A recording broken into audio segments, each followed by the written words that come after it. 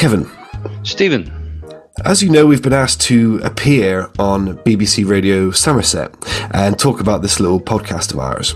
It occurred to me that right now, someone from the BBC might be listening to our previous episodes. This is an issue, Kevin, because not 15 seconds into the last episode, we made a joke about the male appendage. So there's a good chance that an older, more sophisticated audience is now tuning in and expecting perhaps a more highbrow sort of production. So we can't say boner. That's right. Or meat sword? Preferably not. Preferably not meat sword. How about... Hello, welcome to the Steve Calis Show. I'm Steve Calis, and I'm joined, as usual, by Kevin, Paul, my finger, Harris. Now, Kevin, I've got a question for you. Oh, go on then. Kevin, picture the scene. You go to sleep peacefully in your bed beside your loving fiancé. You wake up ready for work, and horror of horrors, you realize every human being has vanished from the face of the earth. You are the sole occupant of the planet and the last remaining human being. What do you do?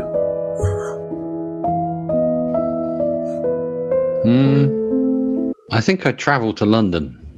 Because it's complete... bit of sightseeing. That's what you do, is it? Yeah, just go on a complete mad run around London. Just wander around, no queuing. No kids to hold you back. You gotta go, yeah. Walk in all those shops that they don't let you in unless you look like you live there already. Is it? Take a trip over the channel to old Paris and see what's going on over there? Yeah, I mean, why not? I was thinking more along the lines of like survival versus let's make the most of the peace and quiet. Yeah. Well, I think I'd go to London because there would be more stuff for me to survive with. Oh, I see. It's a tactical decision. Yeah, why not? Right. Let's go with that. How would you while away your years as the last surviving human? Could you cope with that psychologically, do you think? No. You could do it for a while, I expect, but you would inevitably go a little bit cuckoo, a la Will Smith in I Am Legend. Start talking mannequins and shit. Yeah, but that's the added pressure. I talk to myself as it is when I'm doing stuff, so it's going to get really bad if it is just literally me. Oh, yeah. Yeah, our brains aren't equipped for that kind of thing, are they? Because I find, like I've said on here before, if you too long in the silence and the thinky thinks come and suddenly your brain's going, remember this thing you did 15 years ago? And I'm going, no brain! And it would just be sort of endless that, wouldn't it? I think I'd get bored, do something to keep myself excited, and inevitably snuff myself out by accident. I see. All right. I wonder if I could cut my hair with a shotgun. The M25 in 4 hours, just flat out, and then There would be, after you've got over the grief of everyone you know disappearing. I'd be sad. Forgot about that bit. That goes without saying. But yes. But there would be an element going, I'm going to do whatever I like. I'm totally free to. Kevin McAllister, innit? Home Alone. Steve, I have 2 questions for you today. The first, and possibly most importantly, is what's the biggest animal you could successfully sellotape to a lamppost? This is a good question. The biggest animal I could successfully sellotape to a lamppost as well. It's not duct tape. It's there's no duct tape, buddy. No. That's the biggest. An endless amount, though, if you want it. Okay. But the issue is you have to sort of wrestle it into place, don't you? And you have to. Oh yes, this animal is alive and awake and aware. Yeah, I'm thinking. I can't stop thinking about maybe a goose. Do you know what I mean? But like a big goose, because there's plenty of grippage. You can grab its neck, and do you know what I mean? You could get hold of it. I've seen you try to grab Leo. I reckon a goose would do you. Do you reckon that's not a fight I'm winning then, is it? Okay. You go in there all confident, and then I'd see you come running out the other way with this thing on, chasing you. No, you'd come around the corner and I'm sellotaped to a lamppost with a smug-looking goose. Slapping you. Maybe like a very trusting dog. You know what I mean? Hey, come here, look at this, and then wrap it up. You know what I mean? Put a little serial killer shit. Yeah. No, I've got it in me. I've got that serial killer thing in me. What about you? What do you think? What's the biggest animal you could sellotape to a lamppost? A sloth. Oh, that's a good one. A giant sloth. That's the biggest sloth I can think of. There's no super giant sloth. The giant sloth is the biggest sloth I think there I is. am the super giant sloth. Have you got a second question for me, Kevin? I do. We're going back to a would you rather. It's got slightly less gravitas than last week's question because nothing's going to ever top that. Second question. Would you rather a hook for a hand or a peg for a leg? Oh, again, that's a good one. Would I rather have a hook for a hand or a peg for a leg? I think a hook for a hand. You know what I mean? But I've got to walk to work. That'd be really inconvenient with a peg leg. You know what I mean? Or you could just learn to drive, like the many other human beings. No, Kevin, who do you think I am? No. That's a waste of my time and energy. How are you going to ride your scoot with a hook? You could barely ride one with two fucking hands. That's true. No, okay. I spent many years of my life backpacking around Europe, and as a result, I've got perhaps the finest pair of calves you'll ever see on a human man. Oh, and next time I see you, I'll take you up on that bet. Yeah, have a look. Fiverr says I got you beat. Oh, we're going to have a calf off, are we? Hey, look what they've been carrying around, for God's sakes. Okay, all right. Well, we'll have a little calf off next time. Maybe if we can get the listeners involved, we'll upload it to Twitter and see who's got the nicest calves. We'll do a poll. But my calves are very muscular calves. But that's the only part of me that is unfortunately muscular.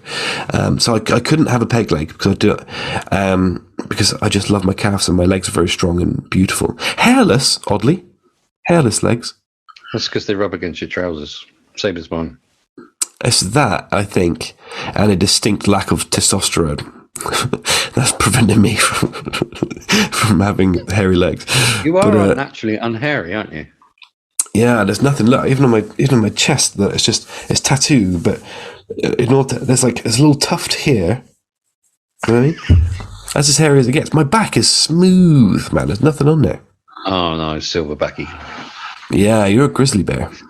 Grizzly bear. So in conclusion, I would go for the hook hand. What about you? What would you do? That's an interesting one for you. Well, I kind of already have a peg for a leg. It doesn't work that well, so I'll just stick with what I got, man. Why do you already have a peg leg? Well, there's somebody else decided they wanted to share a lane of traffic with me at 70 mile an hour. My leg lost. Oh no! So, were you on a motorbike? Yeah. No, in a car. Well, wherever. So there's quite a lot of metal in there holding it all together on my hip and my leg. So I'm not the athlete / mobile person I used to be. So I'm kind of used to walking with a peg leg, etc. And you touch things with these. Yeah. My fiance is not going to appreciate a giant hook in the bum. Or might, I don't know. Swap it out for different things. Why would you have the hook up a bum? I do it because I'd have to do it. So, Kevin, as you know, there's something very, very exciting coming up for the Steve Calis show. We have an appearance on the BBC Radio Somerset, which is amazing. They've got a massive listenership, and they've reached out because they want to talk to us about the podcast, because we've had a couple of very successful episodes recently, and they were curious about us. So we're going to be on there. They've asked me to go on there 2nd of March and talk to their hosts and talk a little bit about who we are and what we do. So I suppose what I'm asking is, what do you think are the qualities of the show that you think I should highlight? Well, to start with, you got a face for radio, so we'll start with that. That's hurtful, Kevin. That's hurtful. Well, it's quite the show, from giant elephant-sized ducks to northern men who have become super soldiers for otherworldly, places. Yeah, that's true. Just a very serious stuff. Some very serious stuff. Yeah. With some authors that, we won't talk about too much, but it's, great books, great people, overcome massive stuff. We've talked to Hollywood celebrities. We've talked to the show's good buddy, Daniel Johnson. Yes. He sent us a really, he sent us a really lovely message earlier. Because I asked him for some advice, because he's worked on BBC Radio before, and I asked him what should I do, and he said just be yourself. You're going to be great. They're going to love you. I'm very proud of you. So it was really nice. It was a really nice message. I'm going to walk that back. Don't be yourself. Okay. Who shall I be? I don't know, but neither. Is there anybody else? Anybody else? Right. Because what I was thinking is a good way to. That is how I'm going to sell the show. It's we are collectors. You never know what you're going to get. 100%. 100%. You don't know. I don't know. But the thing for us is we are collectors of rare stories. Whether the weird, the wonderful, the traumatic. We've been on some really, really crazy adventures on the show. And sometimes the show is just you and me talking nonsense and having some fun. But for example, one of our next guests, Kevin, is a man who lost weight by eating purely dog food. So we shan't speculate or comment on it, but it's coming up and very excited about it. And we have another, I was going to say alien guest. The guest isn't an alien, but the guest is involved in the UAP world. How do you know he's not the alien? Just pool types. He could be a pool type situation. Oh, well, that he himself is an alien. You don't know. Well, I suppose. Too. Yeah, anyone I hear. Maybe they're sick of me. Maybe they're sick of me rumbling their secrets by giving Russ a platform and milking that story dry every couple of weeks. If I get killed off by some government people because you have been poking around because you want UFOs to exist, I'll come back and haunt your ass. That'd be funny. That'd be funny if they pop you off and I survive, and I'll keep telling that story. Hilarious. So that's going to be my approach. That's what I'm going to tell people about the traumatic and the funny and the brilliant stories we've collected. And we've got one of the best story archives of any podcast I've ever seen, and then talk about how much sort of fun we can have on it. So that's what I'm going to do. And if you're listening to this and you want to help us, you can find us on every single social media. We're out there doing stuff. You can find us on Spotify, most of all. That's the one that matters to us because we're trying to climb the Spotify charts. And you can leave us a 5-star review. You can follow. You can reach out on social media and talk to us. Those things are immeasurably helpful. Kevin, is there anything that you wanted to go over before we called it a day? Yeah, okay. Perhaps we could get some involvement from people who listen. Because like you said, you never know what you're going to get. Well, maybe we put it out there that they could put forward what they'd like to get occasionally, or if they just like being bombarded by weirdness and then trauma and then humor. That's true. It's like a therapy session gone wrong. That's a really good idea because people can contribute, and then we can start to mold this podcast towards what people want to hear from us. And I know the most clearly narrow. Well, they can see these last few episodes as just little sort of interludes before we get back to longer episodes and the episodes with guests and that sort of thing. But actually, our most popular episodes always are these ones, just me and you sort of talking. And now we sound professional. The goddamn sky's the limit. Now people can hear us. Yes, that's amazing. Kevin, as is my wont, I have mixed with the glitterati this week. I have been in contact with and inspired by the great and the good. And by that, I mean, I have once again been retweeted on Twitter by Piers Morgan. And once again, received an unsavory barrage of abuse for my time. But we had, what was it, like nearly 500,000 people viewing the tweet and stuff. So it was just good free marketing.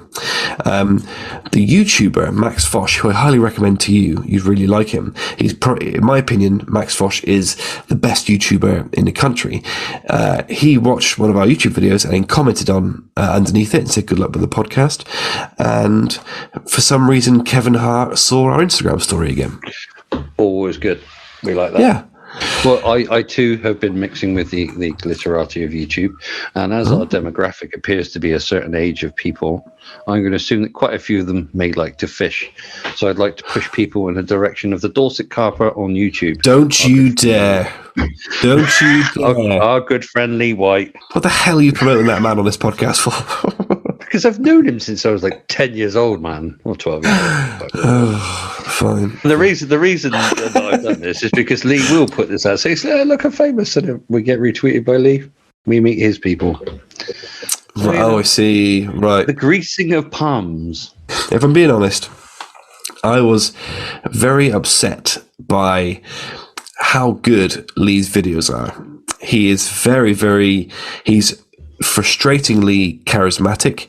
His videos are cut like he's been doing it his whole life. You know what I mean? The Dorset Carper is a very good YouTube channel, and that's not an easy thing for me to say. Well done, Steve. That's great. Okay. Thanks very much.